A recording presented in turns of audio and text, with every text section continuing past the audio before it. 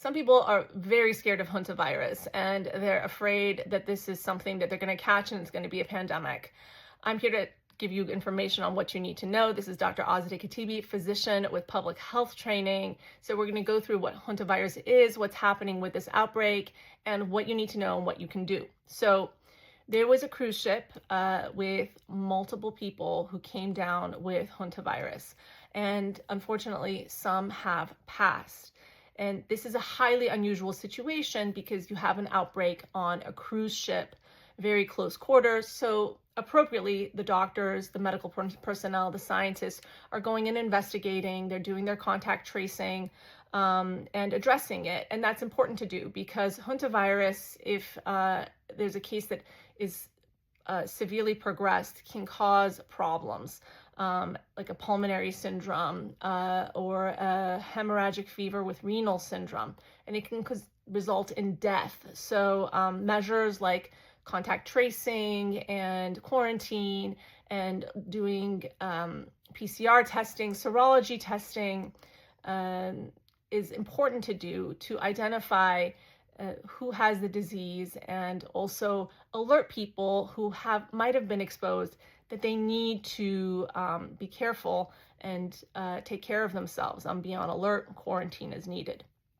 So let's talk about Huntavirus. Huntavirus is a well-known RNA virus that's been studied for years. It's transmitted mainly through exposure to rodent feces, saliva, like a bite. There's multiple strains of Huntavirus. The one on the cruise ship is the Andes strain, and that's endemic to South America. We have endemic strains here in North America, most notably the Sin Nombre strain. That strain is different than the strain that was found on the cruise ship. And fortunately, Huntavirus is not easily transmissible, and there's not a risk to the general public from being in public spaces.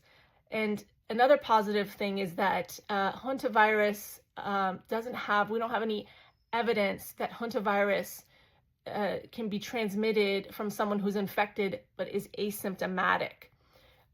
So that's another reason that the concern for the general public is low.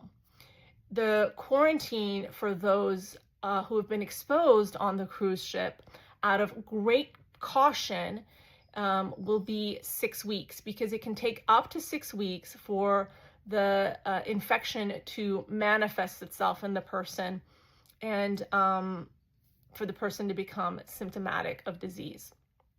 So with regard to the specific outbreak on this cruise ship, what have health professionals found? Again, they found that this is the Andes strain of the Huntavirus, endemic to South America. And the World Health Organization did report that the person who was number one to show symptoms had been traveling for months in Argentina prior to boarding the cruise ship. And unfortunately, both he and his travel companion have passed. Now, the interesting thing about the Andes variant is that it is the variant that is known to spread from person to person, although the ability of the virus to spread to multiple people from one person is low. It's R0, as we call it, is on the lower side. Now, this is not the first time that the Andes variant has caused an outbreak. We've had outbreaks of Huntavirus with the Andes variant before in larger numbers than we've had on the cruise ship. And that's important to know as well. Also, sequencing has shown that the variant on the cruise ship is actually pretty close to the Andes variants that have been in other outbreaks. So this is not a situation where we have a virus that's actively mutating at a high rate. So there's not a concern for that there. Let me tell you a little bit about what Huntavirus feels like. Unfortunately, when people get it, they end up feeling fatigue, usually some malaise, muscle aches, what we call myalgia, fever can develop, a person can get GI symptoms. And if the disease progresses in severity, patients can, unfortunately, have severe lung problems, cardiopulmonary problems, or they may develop hemorrhagic fever and renal syndrome. So it's very important to know who's been exposed and let them know through contact tracing so that they can choose to stay close to medical facilities that have higher levels of care or ICU care if they decompensate. And the care for Huntavirus is generally supportive.